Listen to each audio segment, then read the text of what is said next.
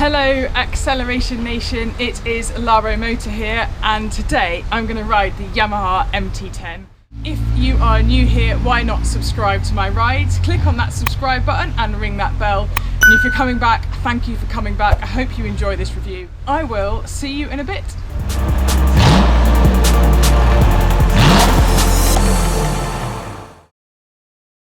Most people say this, but it just wants to go. Yes, it does. Oh, let me take this on the racetrack. Please let me take this on a racetrack. It'd just be great to just have this really high riding hooligan machine, because that's what it is. It absolutely is. And because it looks like Bumblebee, well, I've personified it. So it is Bumblebee. It's Bumblebee on two wheels. And Bumblebee is a lovely, happy character with a bit of punch behind him. And that is entirely what this bike is all about.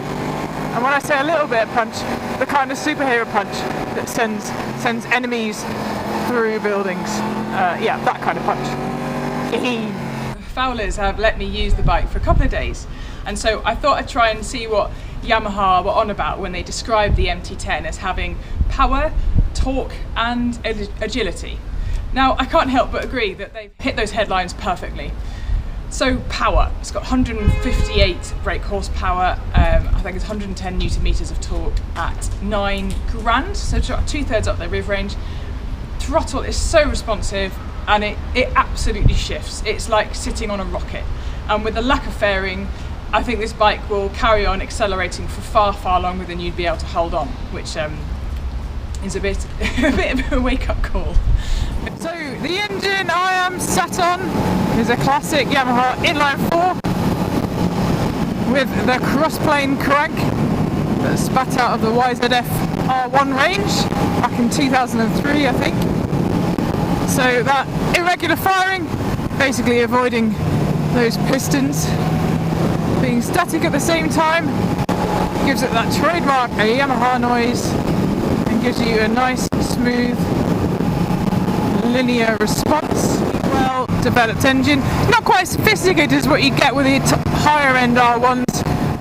Yeah, there's a little bit less titanium in this engine, just cutting down on costs, and the LCD display is, well, basic but effective, has all the details I need. Gear changes are clean, slick and smooth, and the suspension is fully adjustable, which gives you great versatility depending on your riding style and your size and weight. It's just rapid. Like, I can't really describe it any other way. It is a rapid piece of kit. So it's got assist and slipper clutch, which, well, it's delightful, you know, when you're managing a litre. It's got ABS, which I've used. Shouldn't have used. I got a bit too close to someone, and that definitely works. It's got Quickshift. Doesn't seem to have Quickshift down, just Quickshift up. Just thought I'd check. Yeah, traction control, 3 modes, 1, 2 and 3. Looks like I won't really be trying out the traction control today. It's beautiful sunny conditions, unlike the Bobber review, which you can find in my playlist. And then it has riding modes 1, 2 and 3, with 1 being the most aggressive. The handlebars nice and wide, plenty of leverage, plenty of throw and stretch into those corners, so really easy to point that front end where you need it to go. And the mirror as well, do exactly what's on the tin, don't excessively vibrate, really work nice and clean. Switchgear, pretty functional actually, and you can actually turn or change these modes on the go, which I find really, really useful. My Ducati really stopped you doing that, and you have to be like sub 5 miles an hour to make any changes, and I think that's unrealistic with the way you have to adapt as a rider on the road to the changing conditions. It also has cruise control above 30 miles an hour. So I think what's worth talking about is the throttle response. Now, it does, I've got used to it now, but given I hopped off a Bobber, which is, you know, really chilled, relaxed right hand movement, this, you just have to be really, really incremental with it. You've got to look at that throttle and it's probably going to move. I'm in riding mode 1, which some people find too punchy out of corners, you know. I've dialed up my responsiveness and made really sure that I'm looking after my right hand and I'm making the bike do what I want, but it is feisty, you know, it's instant. I'm cruising about 4 or 5 grand at the moment, but anything further and it just goes. It's so easy just to get that pickup. You don't really need to be in the high end of that rev range to get there, and it's just fast. I'm enjoying it a bit too much. What an absolute happy place. The agility side of things, now with those wide bars, it's really easy to throw it into corners, and it's well balanced. The weight's right up front, right between your legs, and you can throw it in. If you've got a bit of confidence as a rider, you can throw it in, and it's quite a friendly. It's quite friendly in that sense. Now you could even have it as your first bike. I know it's a bit of a push, but you can actually dial down the throttle modes just to make it a bit less jumpy and decrease that sensitivity, and it becomes a friendlier bike. But then if you want to really ramp it up and enjoy that top end, grunt and that kind of jerk for speed, it's then worth whacking into one and just having a massive smile on your face. That's what it does. I thought I'd try some slow riding skills round Bristol City Cathedral. I can easily touch the floor on this MT-10. It has a seat height of 82 centimetres. Sorry Fowlers, everything was completely in control, honest. One thing I did find quite amusing was trying to get your key in the ignition. There's a really convenient clutch line just in the way there. A little bit annoying. The MT-10 has a 17-litre tank, which is more than enough. But if you're anything like me and you're a bit on it, it didn't take long to drain. But it looks great with those tank shoulders. My friend Mike was brave enough to sit on the back of this bike. He's been helping me out with a few videos, and so he was the first Pillion I've taken in a long time, so it was great to hear his point of view when it comes to sitting on the back of one of these. Comment number 1, he felt a bit like Kermit the Frog, where his knees are kind of well high near his head. It was a bit weird. Number 2, he didn't really have anywhere to hang on to, don't know if you can see that, but this strap, whatever that's for, wasn't really much use. Yeah, and that made it a little bit tricky, but Mike said he could feel how much the bike wants to go, which is quite nice, given that a Pillion feels that just as much as the rider. It's not as gravelly as the Katana, but because it's not a Suzuki, but anyway, you don't really get much overrun burble. I missed that.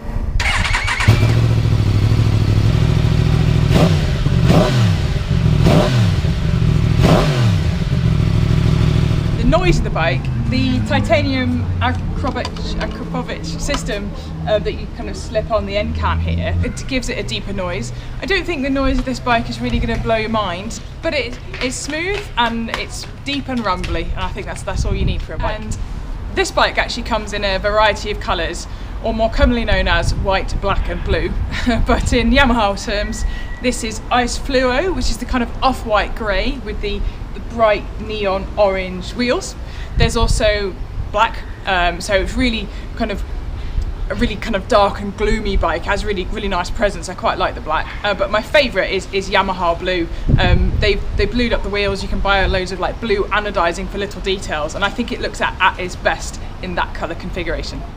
I thought I'd bring this camera angle in just to show you the front of the bike, which is suspiciously like a transformer. It looks like Bumblebee. A lot of other motorbike reviews have commented on this, but with the twin front LEDs, it looks like a face. It looks like a robot face, and I think it's quite divisive in looks. Some people like it, some people clearly don't. But I'm sold. What I like is the kind of the definition that the extra plastic in the bodywork gives you. I like the detail of this this kind of almost like extra little winglets under here. I like the way the eyes are accentuated. I like the reflection of the token wind screening here. But it's a rather complicated design, but I think it looks quite cool. It's just plastic on top of plastic and layers, which is quite good fun. The bit I found a little bit tricky was hooking into the tank. Now, because of their complete lack of any fairing, hyper naked, you have to hold on a bit, and obviously any good rider knows that you shouldn't really hold on your whole body weight on the bars, so it's a lot to do with gripping with your legs and using that stick to the bike, or using that to stick to the bike. Now, I could not find anything comfortable. Whatever these are, they're not really grips. I couldn't find a niche where my knee felt like it was hugging it or gripping it it was just annoying. Like, I love the design, I love the shoulder and the pronunciation of the way they've made the tank, but it just made it annoying and a bit tricky. So I definitely try and edit that if I did own one. Hyphenated. Hyphenated.